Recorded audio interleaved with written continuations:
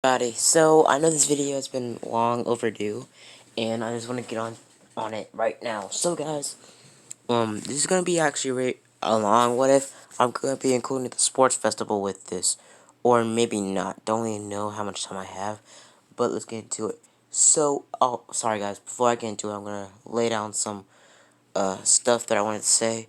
I will be accepting ideas of aliens that Deku could transform into from different franchises, meaning that he can transform into a Kryptonian, a Predator, alien, any type of alien, anything that's classified as extraterrestrial or alien-like can be a transformation for Deku in my What If. And I also already got a list from a commenter on my last video, a whole entire, list of aliens Deku should have, and I already have an alien Deku's already getting in this What If. So yeah, let's get into it, and we left off when Deku went back home after the combat training with Bakugo. Last time Deku unlocked Jet Ray, and now Jet Ray, is one of Deku's mains, and Deku barely uses, Stinkfly anymore. But his Stinkfly will be, included. But yeah, so let's get into it. So Deku goes to school the next day, walks in class, and pretty much later on that day, Azawa tells everybody that they're going to this USJ, and they're training there. They get in their hero costumes, so you don't know what Deku's hero costume looked like. It's basically his original one, but a darker black and the Omnitrix logo sewed on his shoulder and his chest, and also his wrist where the Omnitrix is the sleeve of it is folded up so the Omnitrix can be accessed. So let's get into it. So Deku basically goes in there, they get started, and they start talking about how, quirks can be used to save, or mostly villains using to hurt people. Basically, Deku's just listening to this, and Deku sees that, a portal opens up. Everybody, everybody, all the villains pop out of the portal, going for the pro heroes, trying to take everybody out. Azawa starts folding people left and right and tells the rest of the class to get out there as fast as possible. They run off, and pretty much 13 still gets bodied by the Shadow Quirk guy, and they all get whisked away. So Deku is teleported with Froppy and Mineta. Deku falls down to the ground, and also, guys, I forgot to mention this. I'm sorry if I'm stopping the video like right now, but I forgot to mention this in the beginning of the video. I will be, actually, you know what? I'll just tell you guys at the end of the video. So pretty much, Deku basically is falling into the water, about to transform into Ripjaws, but he gets grabbed by Froppy and gets swept away to the boat. Deku says thank you because I didn't want to waste my transformation on Ripjaws, and pretty much looked up and seen if any of his transformations can, make this task a lot more easier. He's thinking about Diamond Head and make it like a diamond bridge, and that would be pretty good. And Deku just has, a lot of options. So Deku goes for Diamond Head, but he gets Jet Ray. So basically, Deku seizes that opportunity and tells Mineta to grab onto his tail and grabs Froppy, with his feet. They fly off across the water to the shore, and basically, they get past it pretty fast. Deku, Deku drops off Froppy Mineta and leaves them there and flies off. Deku's flying away, but he turns back and you see Shigaraki go for a lunge towards Froppy, because Froppy's at this point, she's at the same area where Shigaraki's about to touch her. Deku flew down there and blasted Shigaraku with a low voltage of his lasers, blasted him back into a couple of railings, and pretty much looked around, and he saw the Nomu going for a huge, nasty punch right in his face, before it was stopped by a huge "I am here." Deku looked behind himself, and he saw All Might bust through the dome.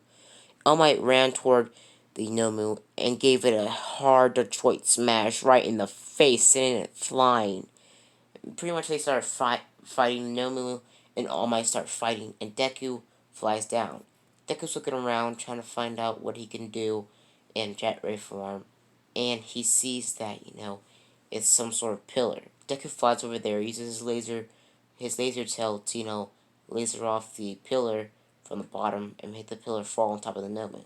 He waits for his right chance, and that chance is when that chance is when Todoroki, Bakugo, and a couple others show up, and they help out All Might. And when the Nomu is being helped out by the Shadow Court guy, Deku acts as he is and lasers off the pretty much pillar, pushes it down towards the Nomu's chest, and pretty much breaks the Nomu's kneecaps. Deku sees the Nomu yelling out in pain, but about to crush All Might's waist. But Deku uses his laser tail, all of his power in his laser tail, to cut off the Nomu's hands. The Nomu gets teleported away by the Shadow Court guy, and Deku sees everybody else about to gang up on the Shadow Court guy. But until that, the heroes show up and they start fighting, taking out villains. The snipe is shooting at Shigaraki. Shigaraki and the Shadow Court guy need to get out there, so they disappear, and Deku times out. Oh, sorry guys, my phone's masking up.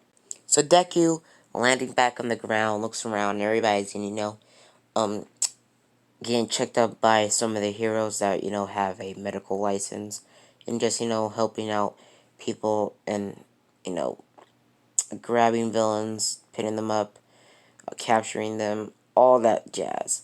So after that whole entire situation, all the pretty much kids get a couple days off of UA, and Deku's day off. He does go home, but Deku is visited by, well, one of the classic Benton villains. Deku's walking down the street, just getting some food from a restaurant where he just ate, and Deku's walking down a sidewalk, and out of nowhere he hears a huge crash. Out of nowhere, a huge frog jumps out of nowhere from an alleyway, carrying money in his mouth, and seeing, a pale greenish, grayish skinned guy with white, long hair with some sort of thing on his head. Deku sees him running off and says, Pro Hero will handle it, but Deku looks around and sees there's no Pro Hero. And Deku, obviously he wanted to be a hero his whole entire life, so Deku goes into action. Deku transforms into, well, he was going for Jet Ray again, but Deku gets, Diamond Head. Deku sees that, he can't really do anything, but he sees that as an opportunity, and sees that, they're passing down a street. Deku's running, trying to catch up with them, and he makes a crystal, surfboard underneath his feet, making a crystal pathway, making himself go faster. Deku is getting closer and closer to the, pretty much frog creature, and he throws a shard of diamonds at the frog creature's legs, cutting the legs, making it fall and trip. The man on the frog falls off onto a car, and his thing gets broken. The frog runs off into Digio Beach because they were on the same street across from Digio Beach. Deku jumped down near the car that the man fell onto and grabbed the man from the arm. The man was yelling and screaming, saying that I am Dr. Animo. I am superior. The world will be overwhelmed with intelligent and quirk-powered animals. I will be a god.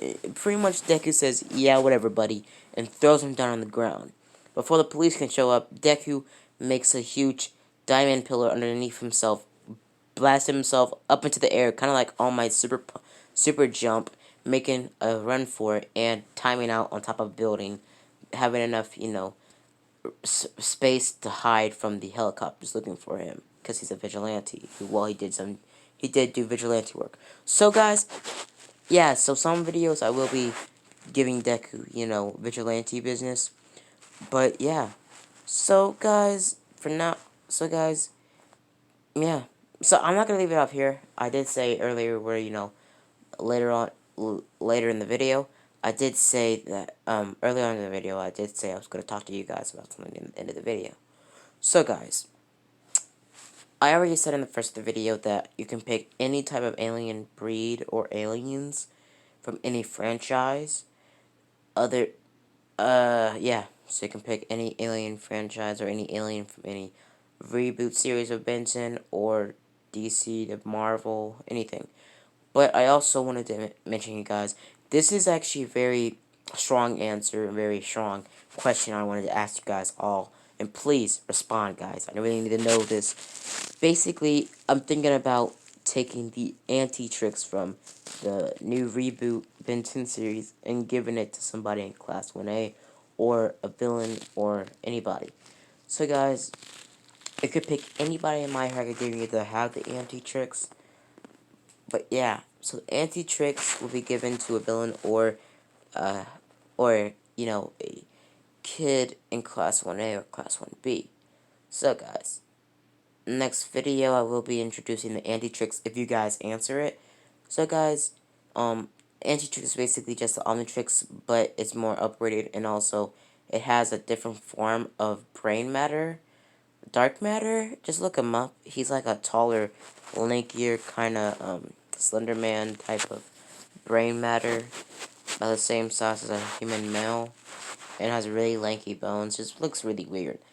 But yeah, so guys, hope you enjoy the video, and please go in the comments, tell me, who should be the wielder of the Omnitrix. So yeah. And also we'll be including a certain white-haired, red-eyed villain in this, universe. So yeah, it's gonna be about 3 Omnitrix wielders in this what if, but I might pull, and I also, guys, I've been thinking about this and I'm making this, later on in my what if in this series, I am going to be doing an Omnitrix war. So I am going to be, introducing other characters in Class 1A to have my Omnitrix, and I'm going to make an Omnitrix war. So yeah. So guys, go in the comments, tell me who should wield the Omnitrix, and see you guys later. Have a blessed day, and y'all have a blessed day. Bye.